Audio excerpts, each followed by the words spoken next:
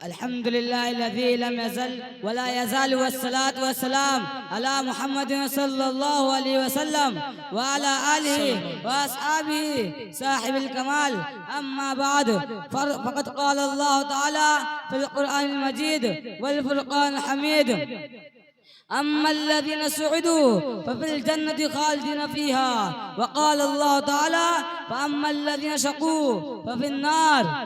मोहतरम हाज़रीन, अभी आपके सामने कुरान मजीद की दुआएं पढ़ी हैं। इसका सादा सा तर्जुमा ये है, जो लोग खुशकिस्मत हैं वो जन्नत में है, जो हमेशा उसी में रहेंगे। इसी तरह जो लोग बदबख्त हैं वो जहन्नम में हैं। इस दुनिया रंगभू में जब इंसान आगे खोलता है तो दुनिया उसे चारों तरफ से घेरना शुरू कर देती है।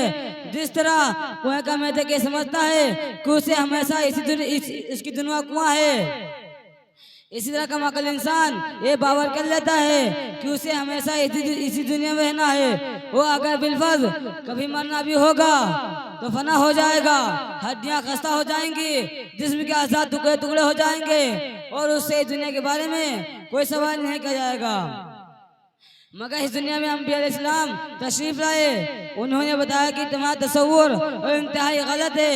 ये दुनिया इम्तिहानगाह है, तुम यहाँ आजमाने के लिए भेजे गए हो। यहाँ तुम्हारी हर हरकत और हर सुकून का हिसाब होगा। अगर इस दुनिया के रहने वाले इंसान नेक अमल करेंगे, सही रास्ते पर चलेंगे, हक और सदाकत के आलमदार रहेंगे, खालिक और कायनात के हकाम के अपने मुताबिक जिंदगी गुजारेंगे, तो फिर मरने के बाद कामयाबी उनका कदम चूमेगी।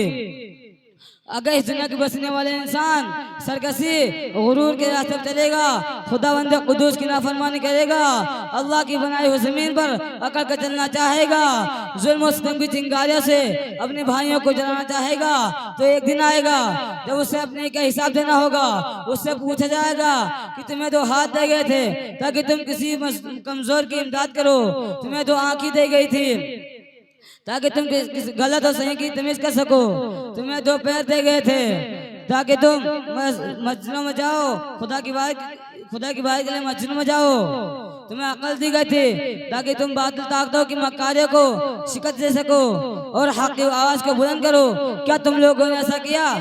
अगर ना किया तो याद रखो, फिर जहन्नम की दहकती हुई आग है, उसी में तुम्हें डाला जाएगा।